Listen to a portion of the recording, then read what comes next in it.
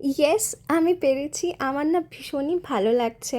For the first time লাইফে আমি blood donate করলাম, যেটা আমি কখনো ভাবিনি। এই রক্তদান শিবির আয়োজন করা হয়েছিল শব্দের তরফ থেকে।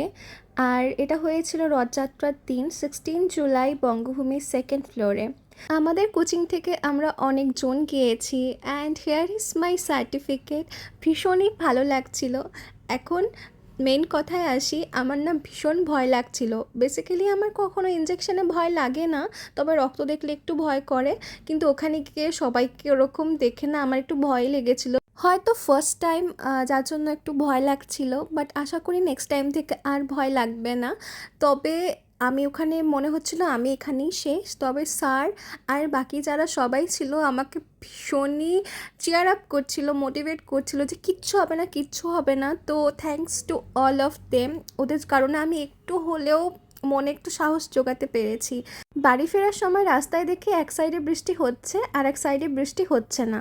তো আমার খুব দেখার ইচ্ছা ছিল জিনিসটা কেমন হয়, তো আমি ফাইনালি দেখলাম। তো ওয়েদারটা কালকের বেশ ভালো ছিল। আর শুভ রথযাত্রা তোমাদের সবাইকে। ফেরার পথে আলিপুরদুয়ার দুর্গাবাড়ির রথটারও দর্শন হয়ে গেল। এবার আর রথ টানা হয়নি। তো বাড়ি এসে ওখান থেকে ফ্রাইড রাইস আর চিকেন প্রোভাইড করা হয়েছিল, সেটাই খেলাম।